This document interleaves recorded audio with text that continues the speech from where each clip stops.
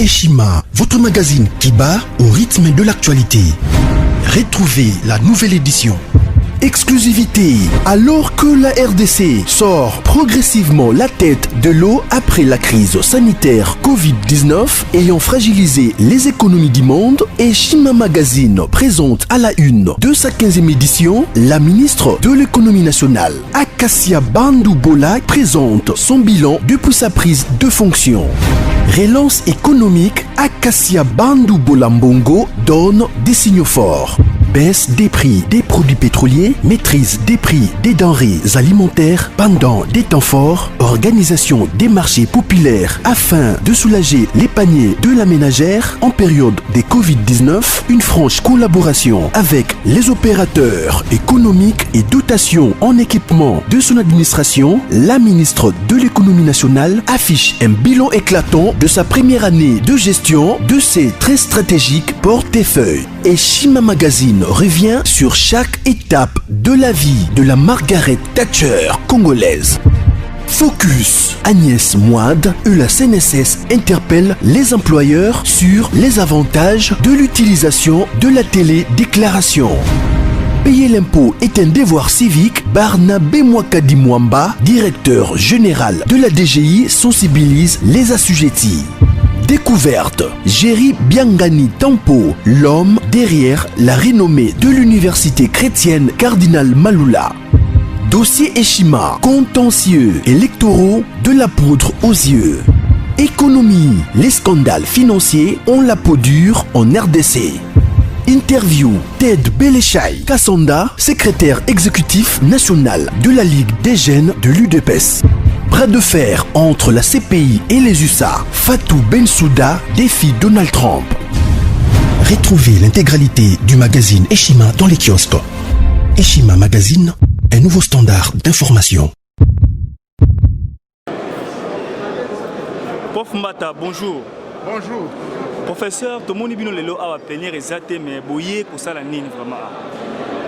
Ah bon mon toya wa kona pour déposer pétition. Pétition ils allaient contre ba membre ya bureau ya biso assemblée nationale. To lingi bango nyonso balongwa. Ndenge komami na règlement intérieur na biso. Balongwa pona nini article 25 elobi bako kolongwa pona faute grave et puis pona incompétence. Bandeko baseli mabunga ebele et puis bazali incompétent. Yango wana omoni ba député baye ko déposer pétition wana ko basenga ete plénière esangana pona kolongola bango tosi bandeko mosusu bakamba assemblée nationale. Honorable olobi ke plénière babo déposer pétition la bino pour que bolongola jani mabunda pe bureau ba mobimba assemblée nationale. Bolutu koloba ke plus de 250 députés o ba signer pétition. Mais à ce total, madame Ming Toromon a moins de 50 députés. Bon, na lingina yebi sabande kona biso malamu. Na likambo tolonga tout ndata moto moko. Donc bato ba mitungisa na nombre te. Le plus important ils ali nombre oyo bato ba signé. Bato ba signé bazali plus de 250. Na tango ya dépôt, pourquoi côté ndata moto moko ata bato mibale. Et puis là lo baboye. Pour confondre Bissona Bandego Batambouriner et FCCT. Il y a Bango qui motion de soutien. Pour confondre motion de soutien, pour autant un nombre de bateaux, ils ont pétition, ils ont motion de soutien. Attends, Motomoko porte-parole à l'Ingaki ailleurs, donc on a besoin d'un sac à déposer en accueil, c'est valable. Professeur Mbata, 250 députés vont déposer, vont signer pétition pour plus de 250 députés. Surtout ici, la Mouka, PKH, et vous savez, 50 députés. C'est que vous débauchez un homme sur la FCC? Non, tout le monde débauche. Mon article 101 à la Constitution de Bakaboye. Député national, Azali qui représente la nation. Les alliés n'ont pas toujours comme Motomoko, les députés, il y a Songolo, il y a autorité morale. Mais ce n'est pas possible. Un député représente la nation, Azali pour la nation, pour l'individualité. Il n'a pas de compte à recevoir, d'ordre à recevoir, à juger. Il n'a pas 250 wana, au Komona, Bandeko, Bazali, qui na plateforme Baibengani, FCC, Bazali na 4. Plateforme, nous, c'est Zali na 4 wana, Bassini. C'est vrai que vous considérez la nouvelle majorité à Union Sacrée.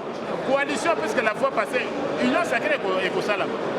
Parce qu'avant la coalition, ils avaient identifié. Il y a un autre chose là que mokonzi ya mboka wana ezali mayele na ngai na bandeko mosusu ntango akoloba lobi toza kozela ko mokonzi ya mboka anome informateur parce que soki yo ozalaki premier ministre sur base ya coalition ka FCC caché ezali lisusu te okotika lisusu mpona nini. Donc il y aura une coalition de l'Union sacrée ndenge mokonzi ya mboka asengaki. Professeur Mbata uti koloba ke no pour makanisi na yo était que constitutionnaliste et singa mokonzi ya mboka a nommé informateur pour qu'il va décider une nouvelle majorité aux alliés officiels. Mais pendant que le chef de l'État déjà nommé qui premier ministre professeur Mbata a violé la constitution. Nazoloba boye na lebaka yango ntango mingi mo ndenge bomoni ngayo moto nyonso azalaka juriste te bato moto nyonso azalaka juriste te ata ozali juriste babengi yo maître avocat ata otangisaka mpe professeur ya droit na campus kuna ozali constitutionnaliste te likambo wana yeyokana malamu bandeko mosusu baza na badroit coutumier na makambo mosusu oyo nazoloba eza nde constitutionnaliste azoyebisa yo soki mokonzi ya mboka azwi décision akonome informateur na kobima biso nde totangisaka droit constitutionnel na université ya Kinshasa. Université mosusu eleki ya UNIKIN bato oyo bazoyebisa bene na kombe otanga constitution wapi otangisaka yango wapi nazoyebisa ngai nde natangisaka droit constitutionnel congolais na université monene ya mboka ngai soki nazoloba constitution nakoyebisa bino mokonzi akolanda ndenge nini me wana ezali nano prématuré soki azwi décision wana nazoyebisa bino en avance akosala yango conformément na constitution. Honorable, dernière question, service courrier ezali ya kokangama depuis 8h bozali awa service courrier ezali kokangama bosala ndenge nini parce que il y a 12h yango oyo boko déposer pétition ya bino ngo wapi. Mais botala ndenge nini FCC azali ce sont des délinquants. On a affaire à des délinquants.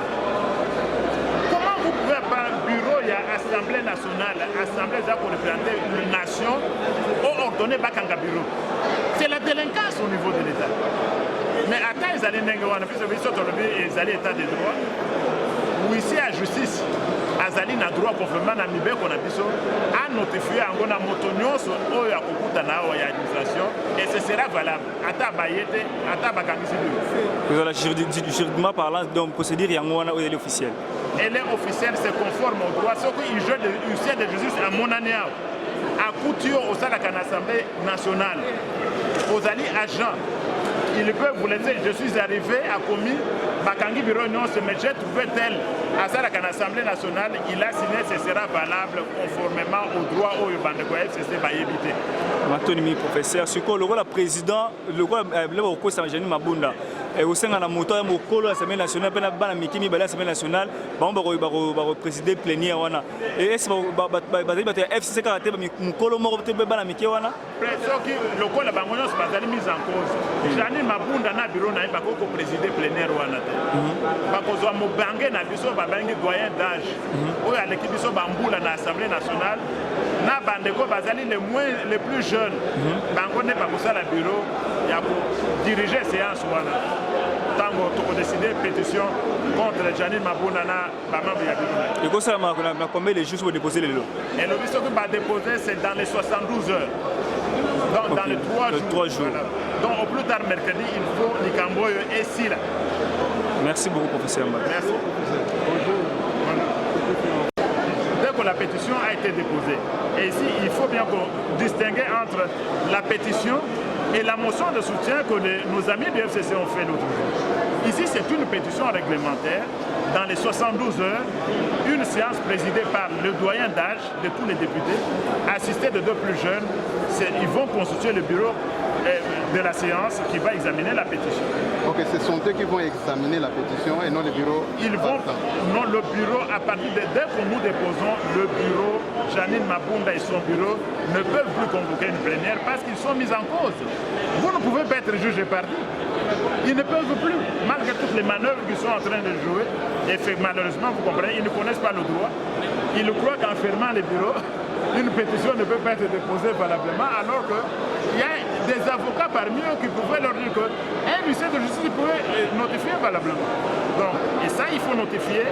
Il faut aussi insister sur le fait qu'un tel acte relève de la délinquance. On ne peut pas comprendre, dans aucun état de droit, dans aucun pays démocratique, que des personnes qui ont des de responsabilités décident de fermer tous les bureaux de l'État parce qu'il y a une motion, une pétition contre vous. Et puis vous assurez pouvoir démissionner. Pourquoi vous ne démissionnez pas? C'est tout simplement parmi les fautes graves qui sont dénombrées. Ce bureau n'a pas géré les finances de l'Assemblée nationale. Et parfois on a considéré la caisse de l'Assemblée nationale comme si c'était une caisse du FCC ou du PPRD. L'argent est utilisé à quelle fin? Mais maintenant on vous demande de venir rendre compte à l'État et aux députés, et vous fermez tous les bureaux, c'est de la délinquance. Mais Dieu merci, nous sommes dans un état de droit et les choses vont se faire conformément à l'état de droit. Dès qu'il y a un huissier là, il va le faire conformément aux règles et ils seront saisis. Et si le huissier n'est pas là? Si le huissier n'est pas là aujourd'hui, dans l'hypothèse où le huissier ne serait pas là aujourd'hui, mais les députés reviendraient lundi. Il n'y a rien de perdu. Parce que la pétition a été signée par 250, les députés que vous voyez ici, ils ne peuvent pas dire aujourd'hui, nous revenons lundi. Ce sera valable. Et puis autre chose, parce qu'il y a la presse est souvent intéressée au nombre. Ils vont dire, mais nous n'avons pas vu 250. Je dois leur dire qu'en droit, c'est ceci. Même si nous avions envoyé un seul député, c'était valable. Donc la pétition, ce n'est pas une motion de soutien du PPRD où on compte les gens. Même si nous n'avions envoyé qu'un seul député avec la pétition, il le ferait valablement. Donc ça ne servira à rien de compter. Je suis sûr que les gens, les tambourineurs du FCC et de la Kabylie vont commencer à compter le nombre. Ils n'étaient pas autant, mais c'est parce qu'ils ne connaissent pas le droit. Mais un seul député aurait suffi pour déposer la pétition. Merci beaucoup.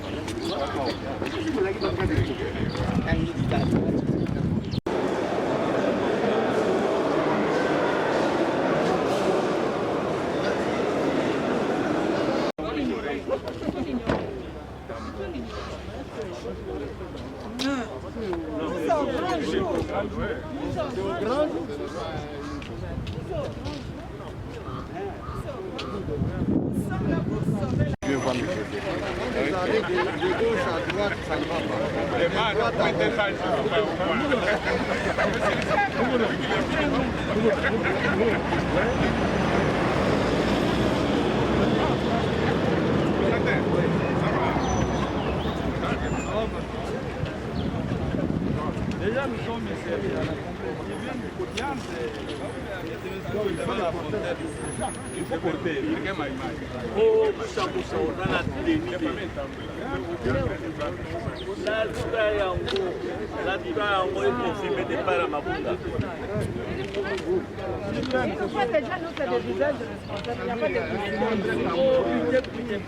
il est en train de regretter. Après, non, nous sommes au parti à l'entrée.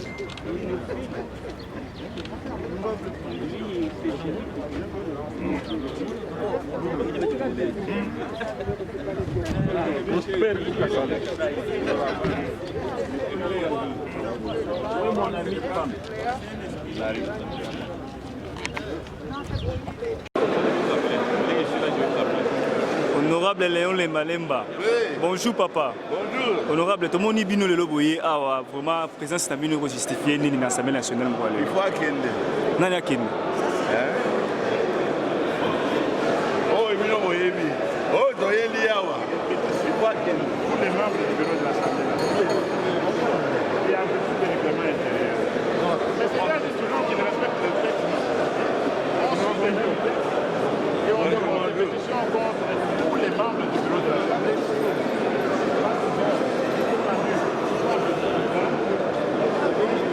Alors moi il va mouker, moi bino boye no mouker par rapport à 50. Il faut akende.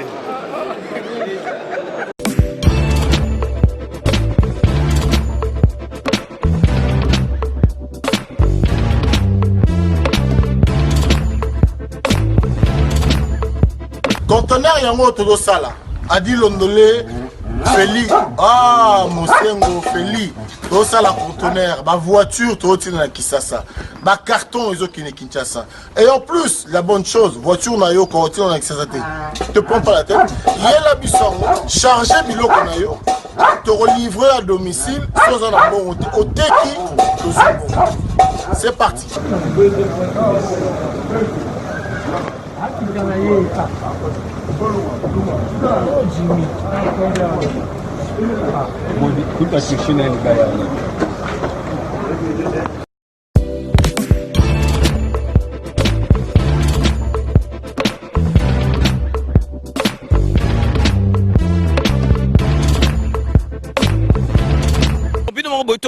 Donc, besoin vraiment contact, numéro, ils allaient défiler, bengi, fret maritime, Feli Mosengo, donc, ils allaient à la semaine, donc, on a besoin, il y a 30 cartons seulement. Donc, il y a 3 cartons, moi que vous allez au fêler, et qui, kilo, vous allez contacter, vraiment, besoin contact, vraiment, il faut consommer congolais, ceux qui congolais, ça les locaux, aider, tout le monde, chinois, vraiment, ils allaient, ma lame ou mingi.